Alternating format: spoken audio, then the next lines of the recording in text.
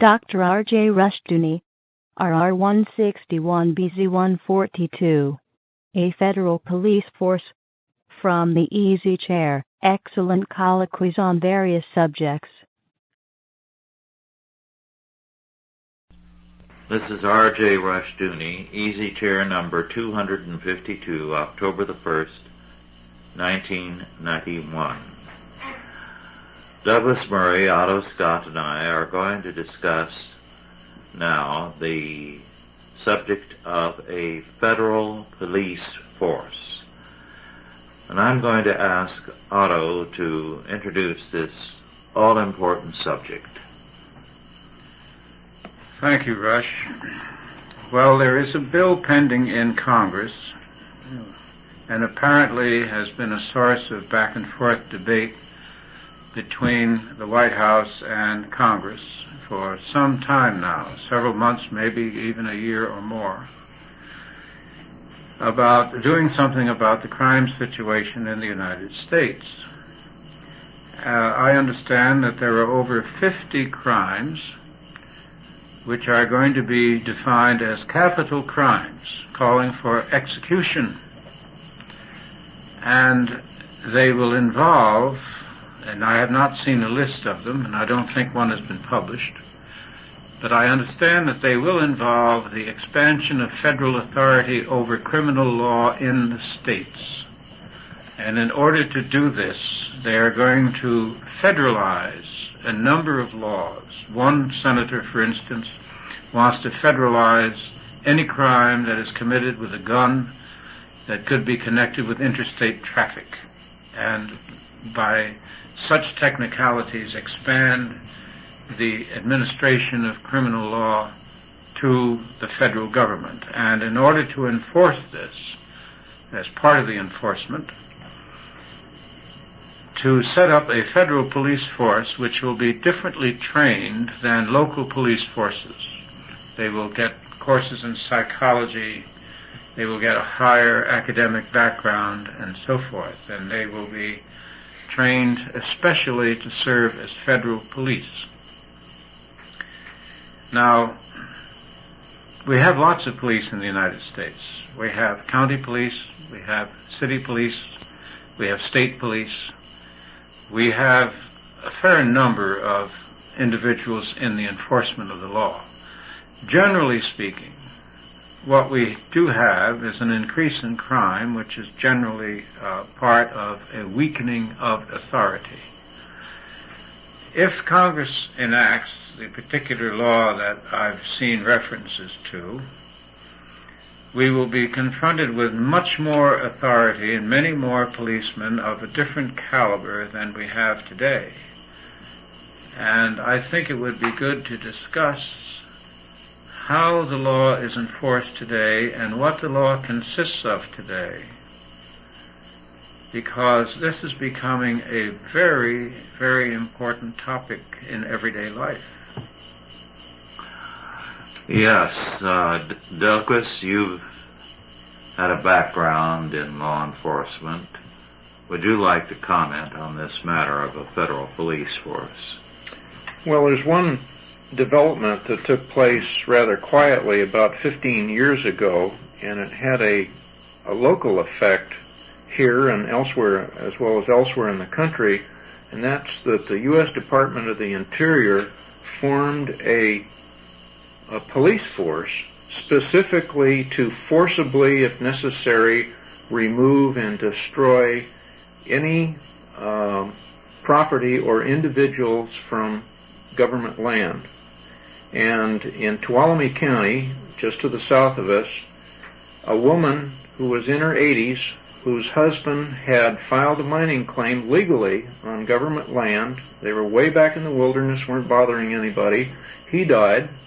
She was living on in the cabin that they built together. They had a legal mining claim in force because she wasn't the one who filed it. This police force from the interior went out there, dragged her out of the house, did not allow her to take any personal possessions or belongings out of the house, held her down physically, although she fought him, and they burned the building to the ground, and then escorted her off of the public land.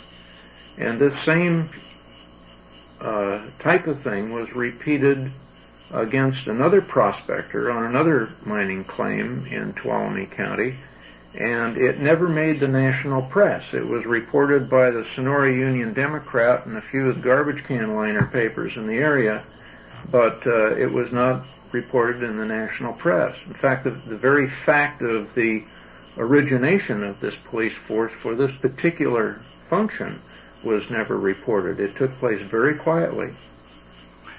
That reminds me of something I'd forgotten about.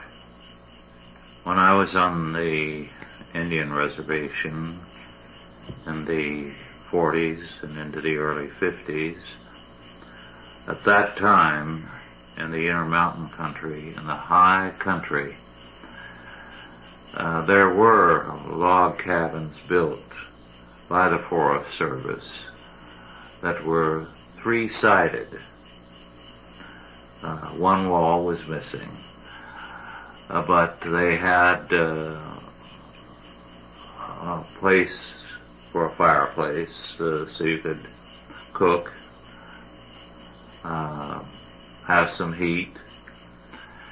And these were for hunters who were caught in a storm, who took refuge in these cabins, and experienced hunters knew where there was one. And in the particular area where this was done, there were frequently quick storms that moved in, and before you knew it, you had a tremendous amount of snow that fell. I know I was caught in one that deposited perhaps 2 to 3 feet of snow within an hour. It was just impossible to see. But they went up into the woods and burned down all these cabins systematically, so that this type of policy has been underway a good many years. And one purpose of it has been to close off vast areas of national forest to people, because it does make it dangerous in some areas for a hunter to hunt. He no longer has a protection, especially where it takes him a day to get up into the high country. Well, my oldest son has been doing some hiking and climbing recently, and he told me that the Sierra Club has a stone lodge about the 8,000-foot level on Mount Shasta, and it's supposed to be for skiers or hikers who get lost in case of a blizzard, as you mentioned. There's a sign now that they can no longer use it for that purpose. Why is it still there? I guess it's for the Sierra Club. If you make arrangements with the Sierra Club, you can stay there, but if you're caught out, why, you can't go in there. Well, the drug enforcement laws are something that I recently looked at. They began in 1970, and their first stage was to confiscate the assets of anyone convicted of violating the drug laws. And that meant everything, all assets, whether the man had a wife and children or not. So in effect, it would beggar an entire family. Now this, in my opinion, is a violation of the Fifth Amendment takings clause against unreasonable searches and seizures, because most of those drug laws had specific penalties, statutory penalties. If you were found with this, you got so many years and so forth, or a spread of years or whatnot. To then go or a fine. But to seize all the assets an individual had seemed to me cruel and unusual punishment. But at any rate, the laws were enacted, they were applied, and there was no outcry against them. I didn't recall seeing any editorials much about it. They began to expand the laws. The first expansion that I noticed was a couple of years back, and I was a little late in getting around to it, was to tell the attorneys, the defense attorneys for these drug people, that they would have to sequester their fees. And if the individual was convicted, the fee would have to be turned over as part of his assets. Well, you know, the trial attorneys didn't like that one little bit, so they made quite a fuss about that, and I don't know where that particular codicil of the law stands at this point. But they expanded beyond that, so that by 1984, they began to seize assets without a drug charge and without a conviction, just seizing the assets under the rubric that these were assets that were somehow acquired in drug traffic without even an arrest. They just simply came and seized the assets. Boats, planes, automobiles, yes, homes, bank accounts, and so forth. And that proceeded without any public outcry and without the courts or anyone else paying too much attention. So now we move forward to 1989, 1990, 1991. By this time, these methods have been broadened to be applied not only against people who are suspected of being involved in drug traffic, but those involved in fraud, in gambling, in bringing tainted meat into the country, or carrying liquor into an Indian territory.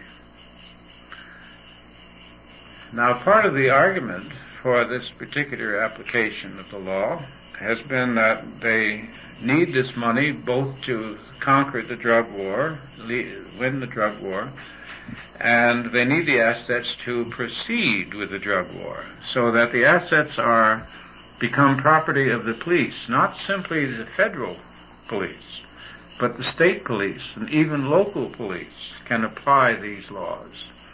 And I read recently of two cases, which I'll cite if you don't mind. One was a big black man who, Burley, was in the airport going from Nashville, Tennessee to Houston, Texas, and he was paying his ticket in cash. So following the instructions, the ticket agent informed the police that a person fitting the profile of a drug dealer was there. And the police came and took him and searched him and found $9,600 on him and took it and gave him a receipt. Now, he turned out to be a man in the nursery business who was going down to Houston to buy some flowers and shrubs, and it was a family business. He still hasn't got his money back. The next case I ran across, and I was just reading this series in the Examiner, was of a man 53 years old who was driving his wife, his two grown children, and a couple of grandchildren through a small town in Georgia, who made a wrong turn and who was stopped by the police. The police asked him if he gave permission to search his car, and he did. They emptied the suitcases, some jewelry, and they found 10 lottery tickets from this Florida lottery. They took them all to the station house and held them for 6 hours. They also found $2,300, and they confiscated all the suitcases, the jewelry, the money, and the lottery tickets on the charge of gambling paraphernalia and possible drugs. They found a white stick of something. They showed it to him. They said it was cocaine. He didn't know. He'd never seen cocaine. So then they were allowed to go. They're leaving their property behind. It took him 11 months, his lawyer 11 months, to get the laboratory in Georgia to give them an analysis of the white stick. It turned out to be bubble gum. And it was 11 months before the court finally ordered the police in this small town, named Fitzgerald, by the way, that sticks in my mind, my grandmother's maiden name, Fitzgerald, Georgia, for the police in Fitzgerald, Georgia, to give the poor man back his money. Now that, of course, didn't count the expense of the legal actions. Now here we have something very serious. We have American citizens stopped and searched and their property seized without a charge. This, the Constitution tells us, cannot be done. But there are now on the books 84 different laws enacted by Congress which allow the authorities to do that. So you can imagine, with the expansion of the federal crime law that they're cooking up, what we're looking at. Well, I think that was changed by the Berger court, because when I was a police officer, you could not order somebody to open the trunk of their car, for instance. Now, if you see something inside the car that leads you to believe that there may be something in the trunk of the car, then the driver of that car has no choice. He must open the trunk of the car. But before, unless you could see it in plain view, it didn't exist. And I think the Berger court is the one that changed that. So now it's a fishing expedition. They can go anywhere they want to. Well, it's worse than that. It means that they can always find whatever you've got. Yes. Exactly. Well, when this country was started, law enforcement was in the hands of local constables and justices of the peace. The justice of the peace was not a lawyer. You did not need a lawyer to go before a justice of the peace. He was a man who had a good reputation locally and knew his Bible. And he tried a case in terms of general Christian, biblical, legal premises, equity.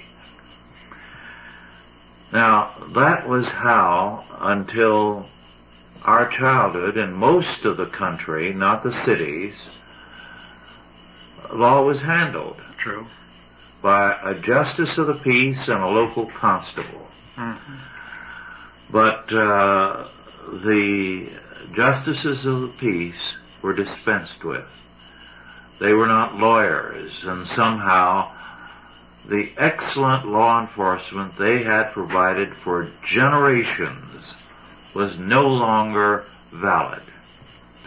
And the constable gave way to trained police who were tied in with other police groups. Every country in history that has had a centralized police force has wound up in tyranny. It has had a KGB or a Gestapo. And that's exactly where we are headed now. And this is why we have the confiscations we do. If you should have a passenger in your car who has a couple of marijuana cigarettes in his pocket, unbeknownst to you, you can lose your car. Yes, on the spot. On the spot. Now, I read in Reason magazine that the police in Stockton have, as many cities do, they have this unofficial red light district, which is a pain, and women walking around with motorists coming, stopping, and so forth. And they have police decoys. And the police decoys are bugging or taping the possible transaction with men in the car. Now the police in Stockton are confiscating the car. Mm-hmm. They're not taking the fellow into arrest. They're just taking the car. That's They've taken over. profitable. Yes, they've taken over 1,000 automobiles.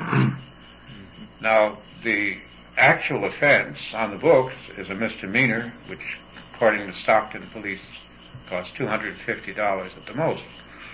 So here is a punishment greatly in excess of the offense. Mm-hmm. And then we compare that with confiscations without an offense. Now, you have to go back roughly 475 years in English history to find a comparable set of circumstances. In Trevelyan, he describes how an alehouse, he said, which is of no interest to anybody except the publican and his wife who brew the beer themselves and sell it. They can be closed down, he said, coldly and cruelly, without any proceeding whatever.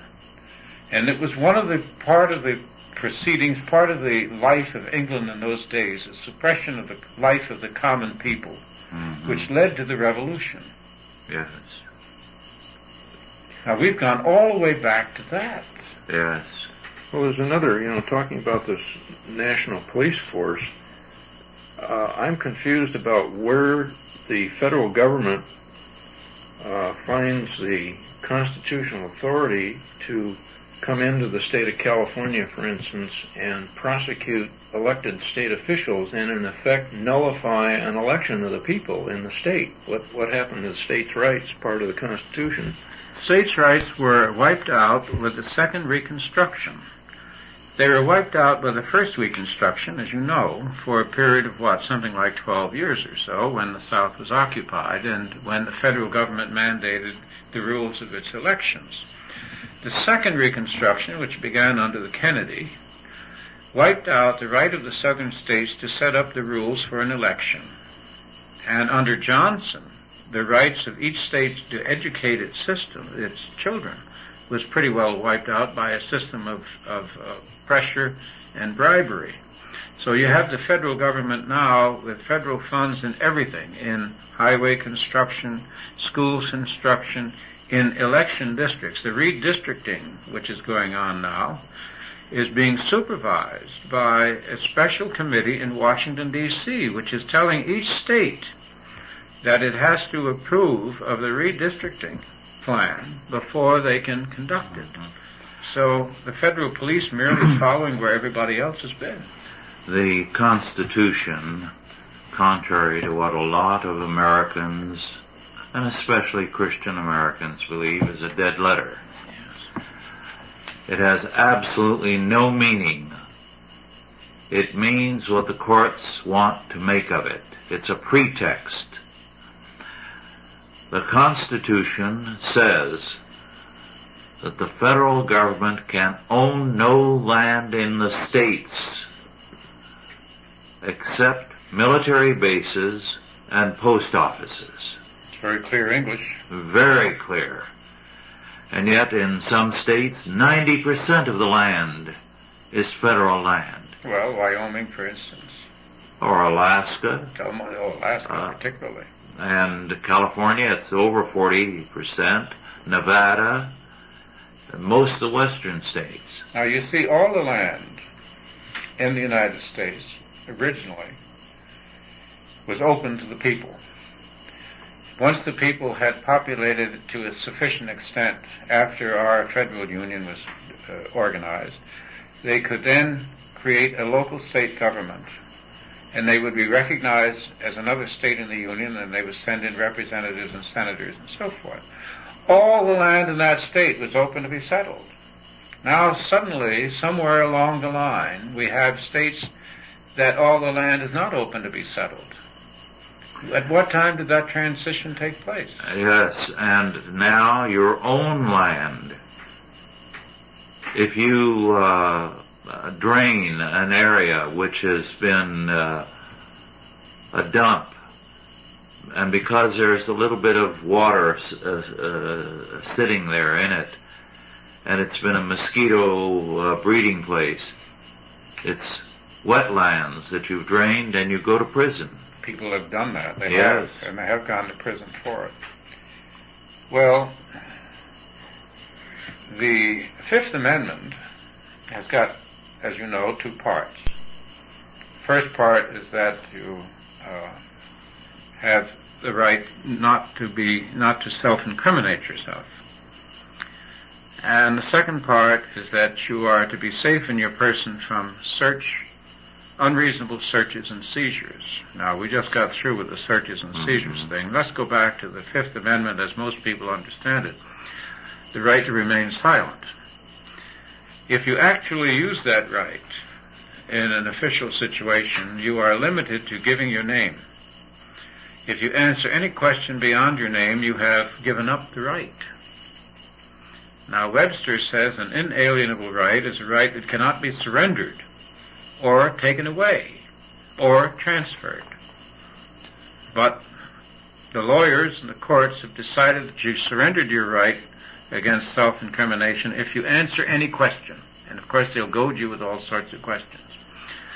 The other part is that when they found out that gangsters like Costello, you remember the Kefauver hearings where they had Costello on the stand, ask him if he was a murderer, if he'd ever stolen things, and all kinds of things. And of course he refused to answer on advice of counsel or the Fifth Amendment that might incriminate or degrade him. They decided they had to do something about this Fifth Amendment. So they set up a system of offering immunity. Now, immunity is a means of forcing a man to testify, because the immunity means that you're not going to be prosecuted for what you admit. Of course, you can be disgraced. You can be ruined in your community. Your reputation is finished. And that would, I think, come under the category of cruel and unusual punishment in a civilized society. But we don't recognize that as a penalty. Now with Lieutenant Colonel Oliver North, they went even further. They offered limited immunity. And I said at the time, limited to what? How limited? Well, of course, in any event, limited immunity, he was forced to testify against himself and against his will. And then he was prosecuted for what he admitted. Mm-hmm. And the federal judge took the case. It took the appeals court years later to say the case could not have been taken.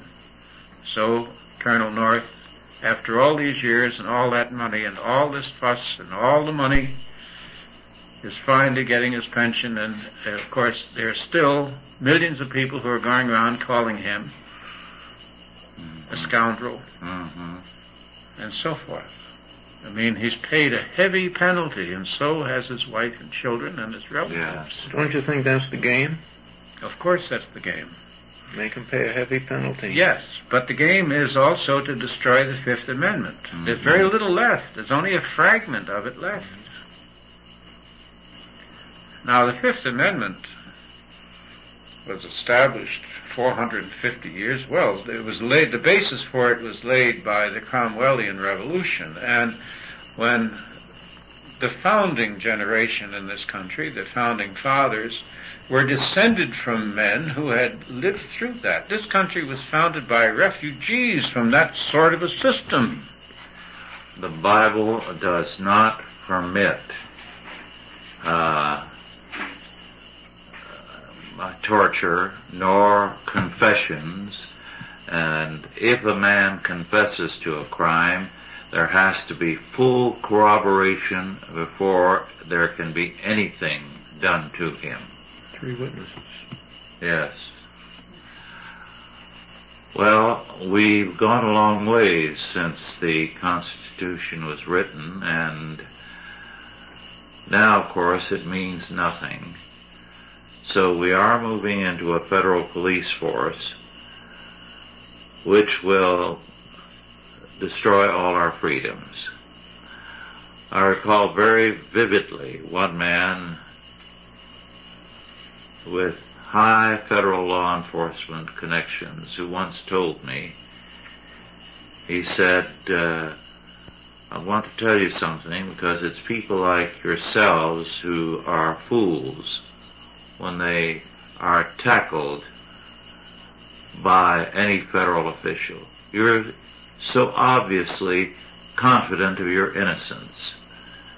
And he said, act like a Capone, say nothing.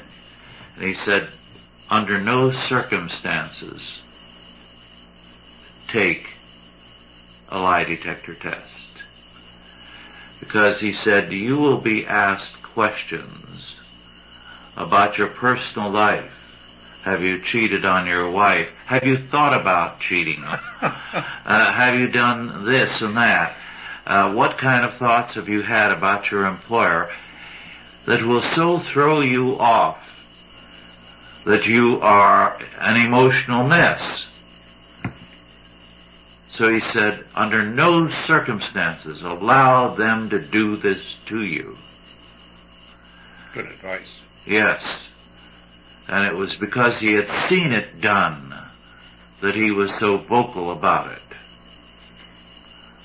Well, I think that Christian schools and homeschoolers are going to have to redouble their efforts to teach history and teach this next generation coming up the price that's been paid. Yes. I have a copy of the Constitution which stands about 15 inches high and is about 3 inches thick. And I have a supplement to it also, which is quite heavy. It is a copy of the Constitution published by the government printing office every few years. And for every clause, it has annotations of all the Supreme Court cases which have, in effect, rewritten that particular phrase. So that from the preamble to the last word, you have all these decisions citing key aspects thereof. And the thing that comes through loud and clear is that in the hands of the courts, from the very beginning,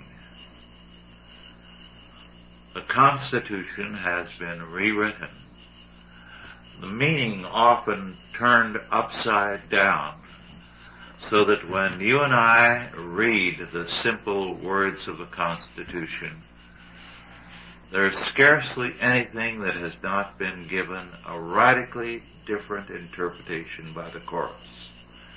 So that this edition is put out for the benefit of lawyers. And the supplements are continuous. And it gives you an idea of how little the original text means. It's like having the Bible and then having 10 books which tells you what the Bible really didn't say. As for example, right now,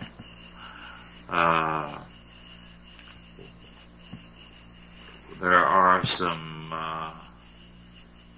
writers who are busily telling us that the Bible nowhere condemns homosexuality. Nonsense. And there's a whole school of them here and in England and no doubt on the continent who go through all kinds of contortions to make the Greek words and the Hebrew words mean something other than they mean. Well, we are without law. Well, this is not a very esoteric conversation in a way, because I've held out one of the copies of the Wall Street Journal this Sunday from you, kept the Thursday edition of last week. I forgot the date on it offhand. But there's an article in there by L. Gordon Crowitz, who is writing Living Under the Law essays in the Wall Street Journal. And he has some excerpts from the Clarence Thomas hearings. Very interesting. Senator Biden, who is, who, as you know, wrote Hamlet and other things. Senator Biden questioning Judge Thomas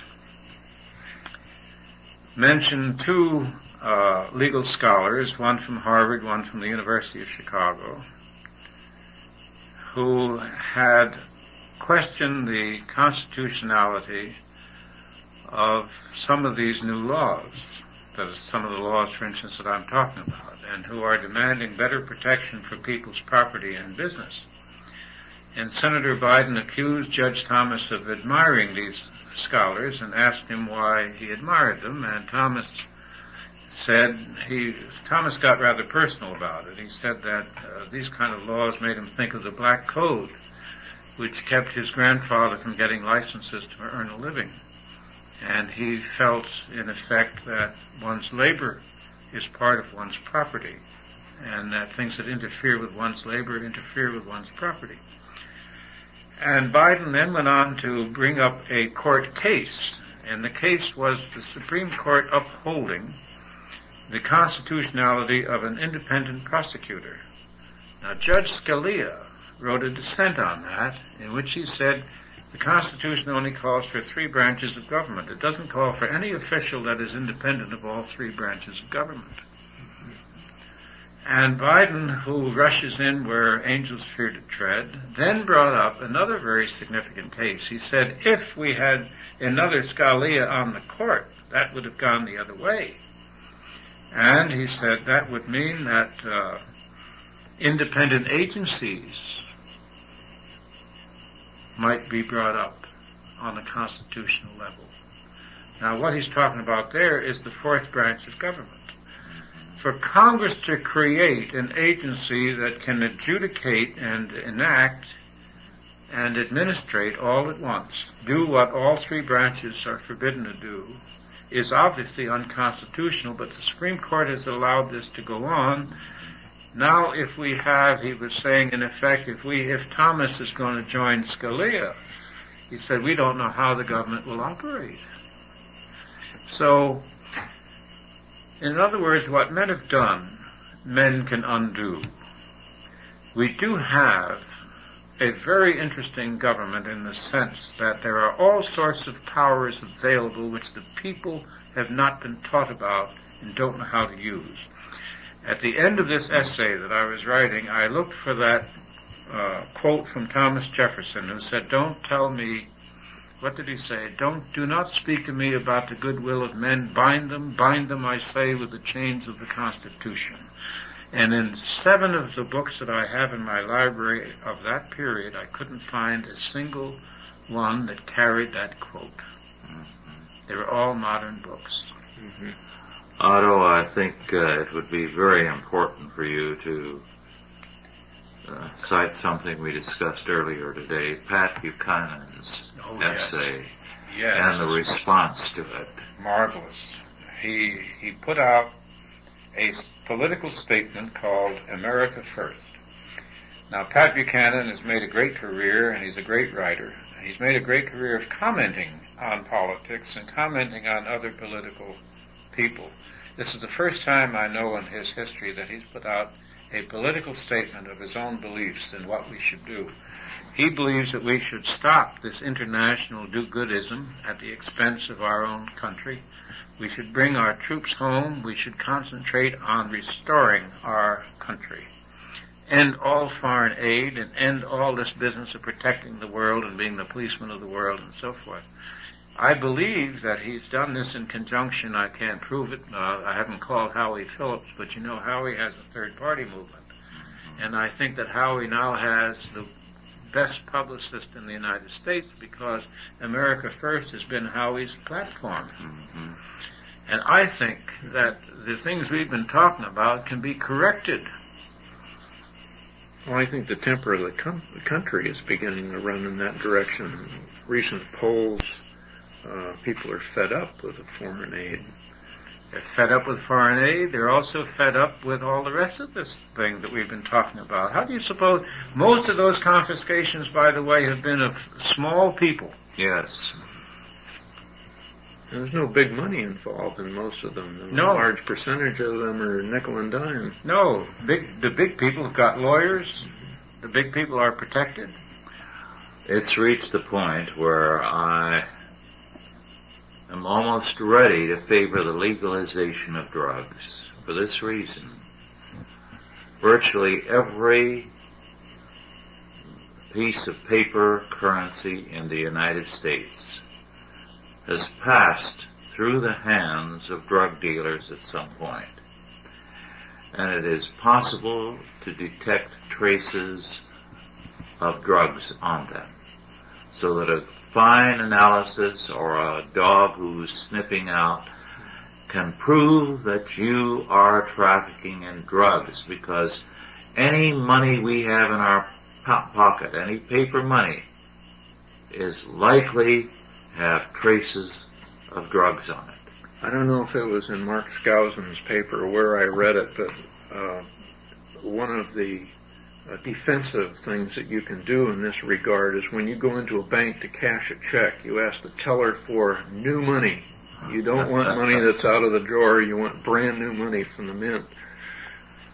They used to wash the bills. Yes, no more. They're letting them get old and faded, I noticed. Well, it is a serious matter if you can be arrested because of the currency you have in your wallet. Well, you know, the dogs are drug addicted, and that's the reason that they go smelling for drugs. No, I'm not. They feed the dog drugs, so the dog is looking for drugs everywhere he goes. Amazing. I did not know that, but you can see how logical it is. That's how they train the dogs.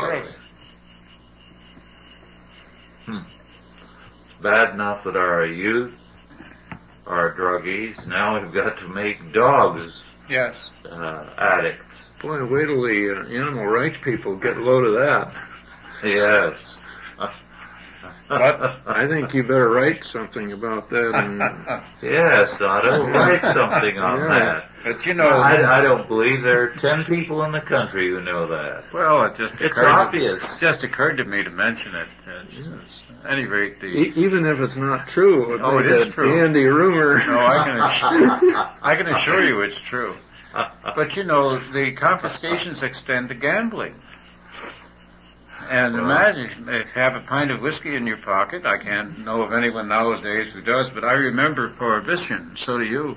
Yes. And they were breaking down doors then. They were seizing stills, and they were sending men to the penitentiary. Poor farmers in South Carolina who were making a little corn liquor went to the penitentiary. And Prohibition was a heavy hand. Yes. And then they had gang wars, it had corruption, they had a black market. That's where our black market began. Well, now, of course, the black market is much larger. So I wouldn't go for legalizing drugs, but I would go for a third party to change this kind of government. Well, Otto, the next time I come over, if that great big German Shepherd of yours sniffs at my wallet, I will know what you're feeding him. Well, poor Max is a very innocent dog. He does not have an innocent look. He has an intimidating look. The vet said I wouldn't want to call his bluff.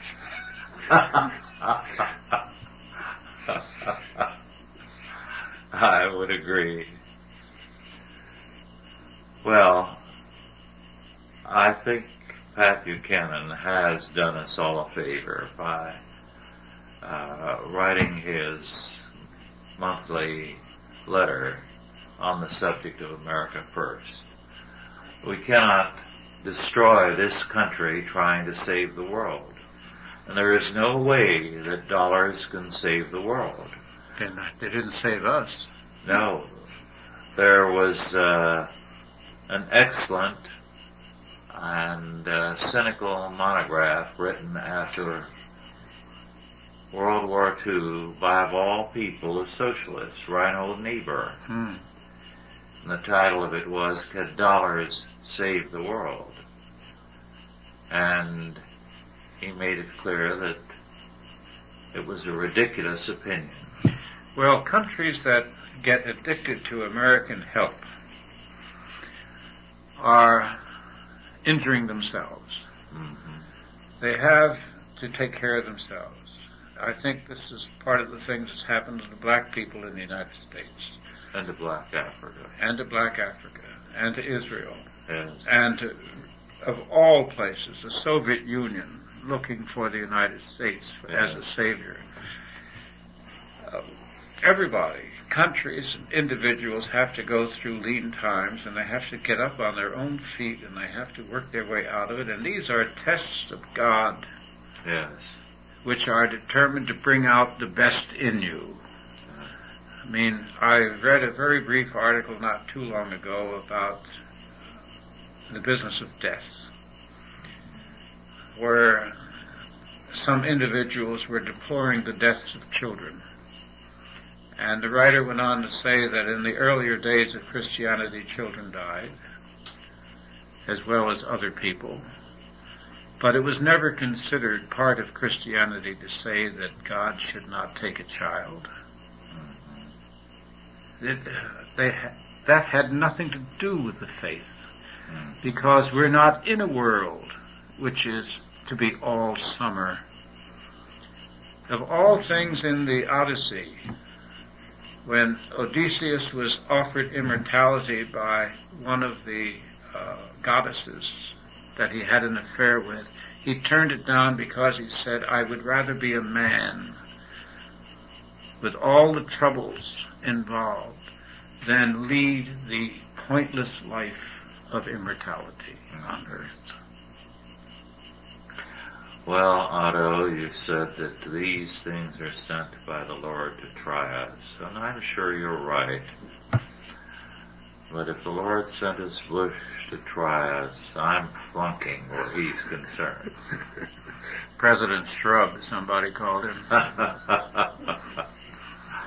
I think he's incoherent right now. Well, Douglas, you've been silent for a while. Well, it's interesting.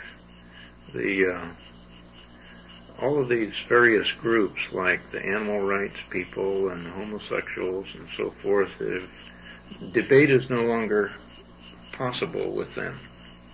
Everything is confrontational, and logic is impossible with them. And it seems to be getting to a boiling point. This latest thing in Sacramento, where public officials can no longer address the public. Wilson today was booed loudly, his entire speech, 15 or 20 minutes at Stanford University. You mentioned earlier that the former police chief in San Francisco, Jordan, ran for 3 blocks and was beaten in that entire distance before he was able to get in the car and get away.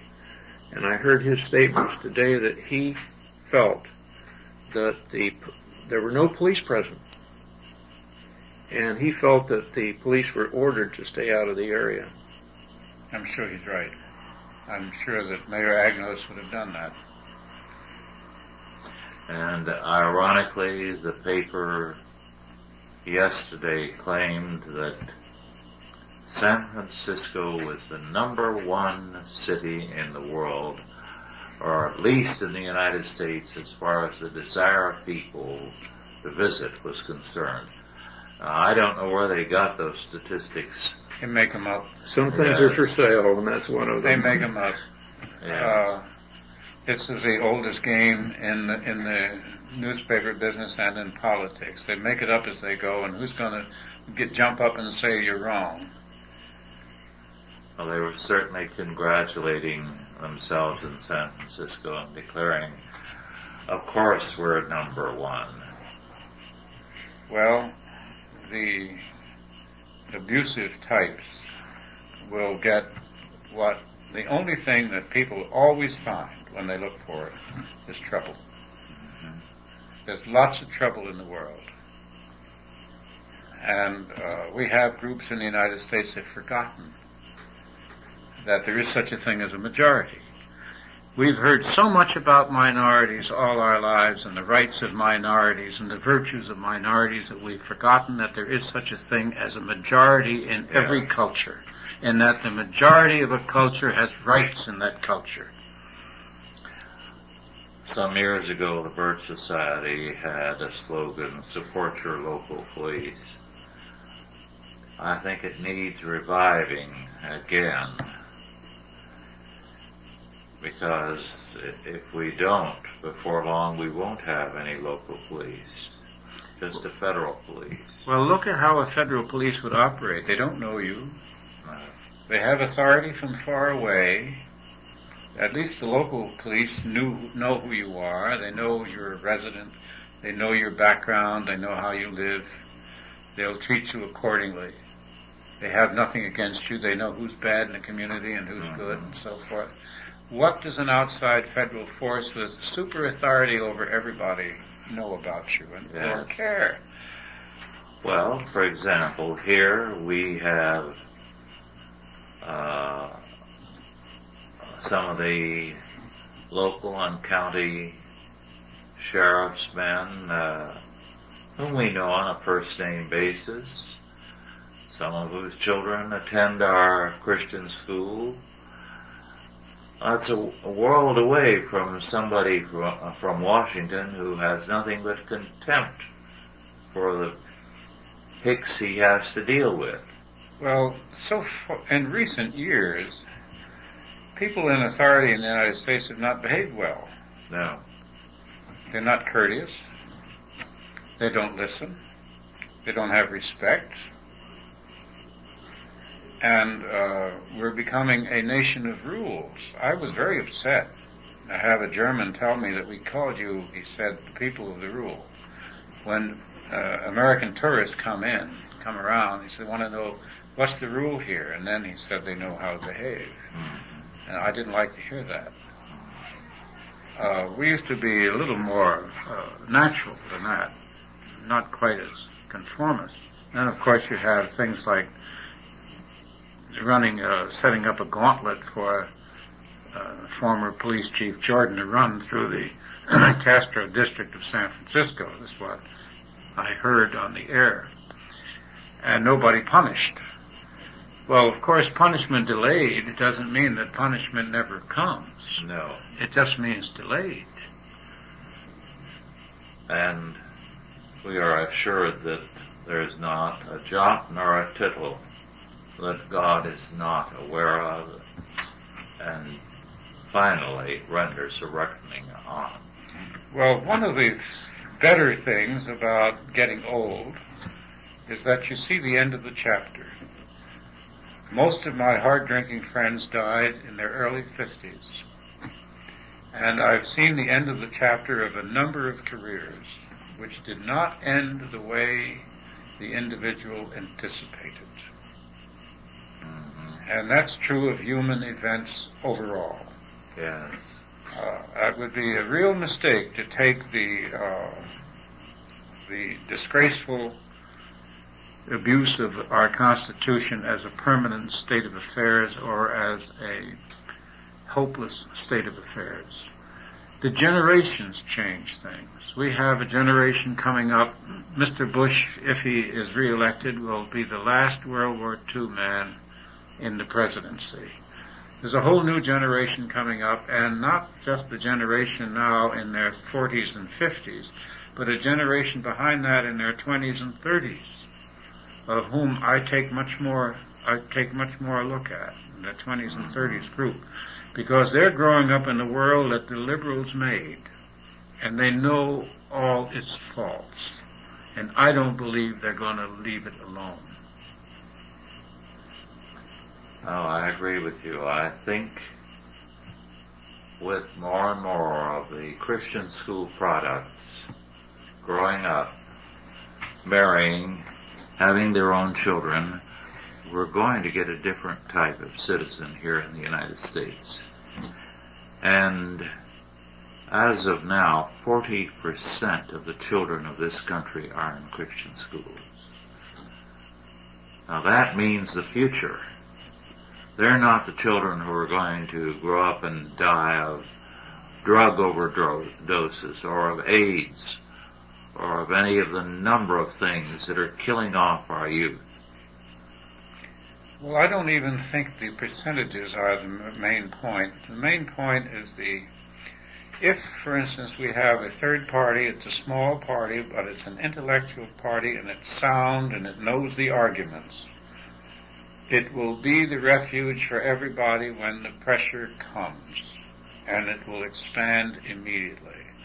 And as far as numbers is concerned, I always considered if I ran into a good man in any kind of a meeting, that it was a great day. Well, I think your point is exceptionally well taken with regard to numbers. Historians have estimated that when the War of Independence broke out, 1/3 were Tories, 1/3 didn't care, 1/3 were for independence, and only a small handful felt it was worth fighting for. But that handful prevailed. Sure. And I recall years ago reading in one historical study on the Puritans and Cromwell and the Commonwealth that the Puritans were actually 4% of the population. Most of the population wasn't involved and didn't care. But 4% commanded the country because they meant business. Well, you know, most people are always waiting for somebody else to do something. Mm-hmm. In fact, it's a cliche. They say somebody ought to do something about that. Yeah. Well, young families are going to have to start fighting for some things. One of the things they're going to have to start fighting for is better tax breaks Yes. for young families, because it's tougher and tougher. These two-income families, which leave the kids as latchkey kids, has destroyed a whole generation.